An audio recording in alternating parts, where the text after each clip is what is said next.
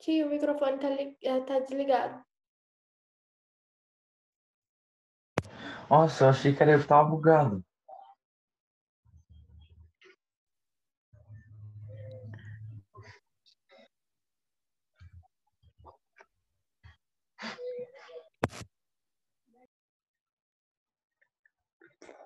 O microfone tá desligado.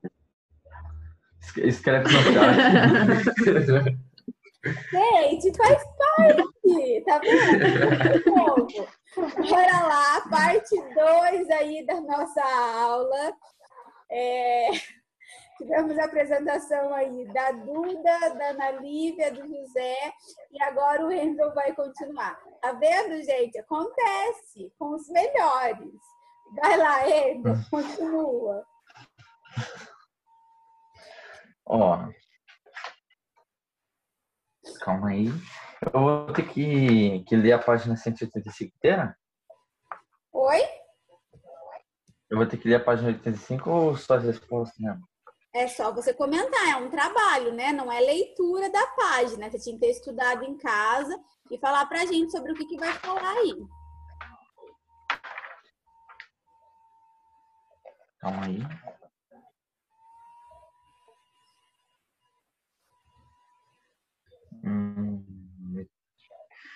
Tia, tem umas perguntas aqui nas páginas, eu resolvi colocar elas. Então vai, fala aí o que vocês colocou no seu trabalho.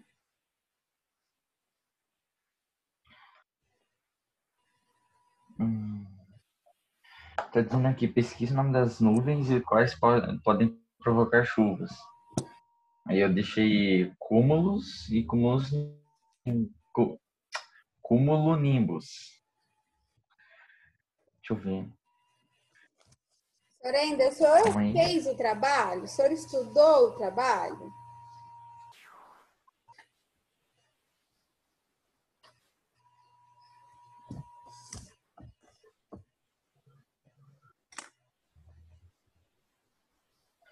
Tia, eu também coloquei o que é essa frente fria. Então fala para mim o que é. Coloquei assim, ó. O ar frio eleva o ar quente à sua frente e este vai condensando à medida que é obrigado a subir. Desde que seja suficientemente úmido, o ar começa a formar nuvens, cúmulos e depois cumulonimbus, que produzem uma frente de trovoadas com fortes chuvas e rajadas de vento. Então vamos lá, vou explicar aí. A parte do Wendel era para falar sobre a massa de ar, né? Massa de ar, então, são grandes volumes, né, e proporções de ar formado por uma certa região. Então, são as condições que o tempo vai favorecer aí. Quando se fala assim, ó, que já viu lá, vamos falar da Maju de novo, né? A Maju falando assim, olha, teremos várias massas de ar passando por aqui, né? Porém, as condições são favoráveis. Então, essa massa de ar é uma massa que vem de uma região, né, para outra. São similares aí à umidade, tá? Quando se fala de massa de ar. Nós já vimos aí que o ar, né, o vento está relacionado ao ar, ok? Então, são as correntes aí de vento que vão vindo aí, né, de uma região para outra. Quando fala sobre frente fria, o que está se falando? As massas de ar podem estar relacionadas, né, estacionadas num determinado local durante dias, né, ou até semanas ali, e vão se mover, né, por causa da formação de frente, formação do tempo. Conforme o tempo vai, né, vai se modificando, essa frente fria também vai passando aí, tá? Vamos lá, próximo trabalho é do João Victor. Página 190. Aqui, gente, é legal falar, como o José falou dos outros equipamentos, existem também um equipamento, tá? Que é o pluviômetro, que ele mede a chuva. Então, ele faz a medição da chuva. Se choveu o referente que era para chover, se choveu mais. Já viu na época que eu vou falar assim, choveu tanto a mais do que era para chover em uma semana. É através desse aparelho aí que eles fazem essa medição, tá? Tem aí o aparelho foto dele na página 188. Vai lá, João. Falar o nome do trabalho, né, professor? Que eu vou falar o título, pode Pode ser? falar. Gente, Eu vou falar do trabalho Tecnologias usadas na meteorologia. O termômetro para medir a velocidade do vento. Data do século XV que ele foi criado. O barômetro usado para medir a pressão atmosférica é do século XVII. O século XVIII registra o hidromômetro, aparelho usado para medir a umidade do ar. O termômetro, por sua vez, é uma evolução de vários estudos durante esse período. As radiosondar são aparelhos que emitem sinais de rádio. São transportados por balões meteorológicos e suas funções é medir a pressão, a umidade e a temperatura das camadas altas da atmosfera. A meteorologia é a ciência que estuda a atmosfera e os seus fenômenos. A origem do nome vem do trabalho do filósofo grego Aristóteles, que por volta de 340 anos antes de Cristo escreveu um livro de filosofia natural estimulado meteorológica. Meteoros significa elevação do ar e logos estudos. Professor, foi isso que eu entendi, certo? Então, na verdade, o trabalho do João aí tá falando o quê? Que existe, né, equipamentos aí utilizados, né, na meteorologia, equipamentos que ajudam, né, a falar um pouquinho aí sobre esses fenômenos que acontecem. Então, ele está falando lá, né? Tem sobre lá o termômetro, tem satélite, tem rádio de ondas, né? Que conseguem captar aí quando está mudando o clima, principalmente nesses países que o clima muda muito rápido, que tem lá os furacões. Então, essa tecnologia ela é utilizada para isso, para dar um alerta aí para a população. O próximo seria o Juninho. Página 196 e 197. Está falando sobre as alterações climáticas, né? O que são essas alterações climáticas? O próprio nome fala. É a mudança, né? A alteração de um clima para o outro. Então, imagina lá, nós estamos num clima muito seco, tá? Sem chover há dias, e aí começou a semana, chover. Então, foi mudando, foi fazendo uma alteração nesse clima, né? Foi alterando aí a temperatura, vai alterando aí a umidade do ar. Então, a alteração climática está relacionada a essa mudança que o clima sofre, né? Decorrente aí alguns fatores que nós falamos já, como chuva, temperatura, massa de ar e assim por diante, ok? Próximo aí é a dona Sara, vai falar sobre climas do planeta. A Terra apresenta características específicas que determinam os diferentes climas. A diferença na incidência dos raios solares, a ação das massas de ar na atmosfera, o movimento das correntes marítimas dos oceanos, entre outros fatores, em conjunto, propiciam os diferentes climas do planeta. A inclinação do eixo da Terra provoca variação na incidência dos raios solares no planeta e aquecimento diferente nos hemisférios norte e sul durante o movimento de translação. Por causa do formato da Terra, a distribuição da luz solar e calor em sua superfície é desigual. A região próxima à linha do Equador recebe raios solares com maior intensidade, enquanto os polos recebem essa radiação de forma bastante desigual e com menor intensidade. Assim, o planeta é dividido em 3 grandes zonas térmicas ou climáticas. Zona intertropical, região entre as linhas imaginárias Trópico de Câncer e Trópico de Capricórnio. Temperaturas são elevadas devido à incidência direta dos raios solares. Vegetação abundante em região em razão da grande quantidade de chuvas. Entre o Trópico de Câncer e o Círculo Polar Ártico e entre o Trópico de Capricórnio e o Círculo Polar Antártico, chamadas zonas temporadas, o clima é mais moderado devido aos raios solares iniciarem inclinadamente. Temperaturas definidas para cada estação do ano, como invernos frios e verões quentes. Vegetação de florestas temperadas e estepes e pradarias. Zonas polares, norte e sul. São os raios solares incidem na superfície terrestre com maior inclinação. Algumas estações da região deixam de receber radiação solar direta, o que resulta em clima ameno que pouco varia com temperaturas frias e secas. A vegetação ocorre durante o verão, quando surgem tundras formadas por líquens e fungos. Efeito das massas de ar.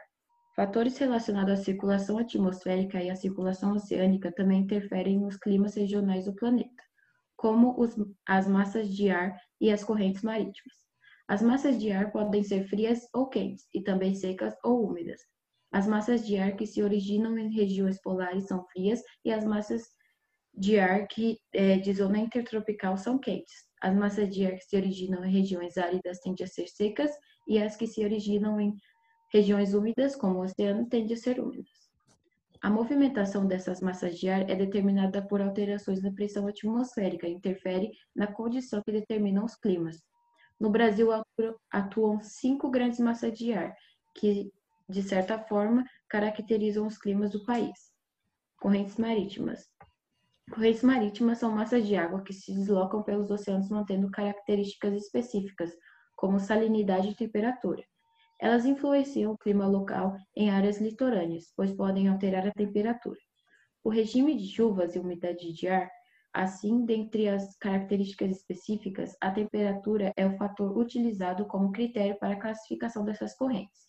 Correntes quentes, região equatorial, deslocam-se em direção às regiões polares, tornam as regiões por onde passam mais quentes e úmidas, e com amplitude térmica menor. Correntes frias, provenientes das regiões polares, deslocam-se em região à linha do Equador, tornando as regiões por onde passam mais frias, com maior amplitude térmica e considerável aumento da umidade relativa do ar. Essas correntes causam maior frequência na nebulosidade, mas raramente provocam chuva. Vulcanismo. A alta pressão e a elevada temperatura no interior da Terra podem causar a erupção de magma, cinzas, gases, poeira, vapor de água e outros materiais na superfície. Esse fenômeno geográfico de atividades vulcânicas é denominado como vulcanismo. A maior influência do vulcanismo sobre o clima da Terra ocorre quando os vulcões liberam os gases grandes quantidades de compostos de enxofre. Muitos desses compostos são gases que sobem facilmente para a estratosfera. Combinados com a pequena quantidade de água disponível, formam uma névoa composta de gotículas de ácidos que refletem grande quantidade de luz solar para o espaço. Esse fenômeno pode durar meses ou anos e causar um resfriamento significativo no planeta. Então, aí a Sara falou um pouquinho sobre o clima do planeta, que tudo depende da localização que nós encontramos aí dentro da Terra, né? Conforme aí o raio solar que nós vamos receber, conforme aí a localização que nós vamos estar, é o clima, então, que o planeta vai se encontrar. E vimos aí que, assim como as nuvens lá, os climas também são diferentes, né? Não são iguais. Vamos lá. Agora o Anthony vai falar um pouquinho sobre as ações humanas e clima. Anthony, seu microfone está desligado, tá? Agora ações humanas e clima. Acredita-se que seres humanos modificam o meio ambiente desde que surgiram no planeta. Estudos indicam que o desmatamento, caça, pesca, agricultura e mudança nos recursos das águas, atividades praticadas por muitos povos, como os mochicas, que viveram há séculos no litoral norte do Peru e desenvolveram técnicas para cultivar plantações nessa região árida de deserto. Causaram sérios impactos ambientais. É fato comprovado, entretanto, que somente a primeira revolução industrial, a atmosfera passou a receber diariamente grandes emissões de poluentes. Esse período iniciou-se na Inglaterra por volta da metade do século XIX, com a invenção de um dos principais marcos da civilização, a máquina a vapor. O uso desse tipo de máquina na atividade textil aumentou consideravelmente a produção e também as emissões de poluentes na atmosfera. Com o advento da segunda Revolução Industrial, entre 1850 e 1950, caracterizado pelo desenvolvimento da indústria automobilística nos Estados Unidos e pelas atividades de metalúrgica, siderúrgica e petroquímica em vários países, a emissão de poluentes na atmosfera, nos rios e em outros ambientes adquiriu grandes proporções. A eletricidade e o petróleo passaram a ser as principais fontes de energia, e a queima de combustíveis fósseis a grande responsável pela poluição. Então, o Anthony falou praticamente tudo aí, né? Quando se fala sobre as ações humanas, nós temos falado muito aí que o ser humano, né, tem tocado na natureza de uma forma inadequada, né? Se fala muito aí sobre o aquecimento global, né, e sobre a intensificação aí do efeito estufa. Consequências que nos demonstram aí no nosso dia a dia, né, temperaturas altas, né, esse calor, né, de matar, a gente brinca, ai, quero o inverno, mas não se vê mais o inverno como era antes. Antigamente o inverno era frio mesmo. Hoje nós temos um inverno aí, mas é devido a todas essas ações, alterações do ser humano, nós percebemos que as modificações climáticas estão acontecendo, né? Então, o homem está poluindo, ele inventa tecnologia que, em vez de ajudar, às vezes piora, e todos esses efeitos aí nós vamos sofrer com consequências. Galerinha, então nós encerramos aí o nosso trabalho. Deixa eu só fechar aqui. E para falar a nota do João, né? João ficou com 9,5. A Sara também. E o Anthony também. O Andrew ficou com 6, tá? Essa é a média de vocês aí. Galerinha, encerramos aí o nosso conteúdo do terceiro bimestre. Vocês vão descansar hoje, se preparar aí para a semana que vem. Semana que vem, quarto bimestre chegando, tá? Não vou dar atividade hoje. Bora respirar, né? Descansar aí, pegar um fôlego para a semana que vem. Então, lembrando aí que a partir de semana que vem, todas as atividades pedidas, aulas ao vivo, estão contando nota e presença para o quarto bimestre. Sei que tá todo mundo cansado, mas vamos pensar aí que nós estamos aí em rumo, né? As nossas férias, tá acabando. Vamos dar uma respirada aí, né? E já passa, logo nós estamos na escola, tudo novo, né? Tudo aí perfeitinho. Vai acabar no dia de dezembro, né? Oi? É que dezembro vai ter férias, eu sei. Isso, vai ter férias, tá chegando já, tá bom? Então, muito obrigada pela participação de vocês, pelo trabalho. Beijocas, a gente se vê quarta-feira. Tchau! Tchau.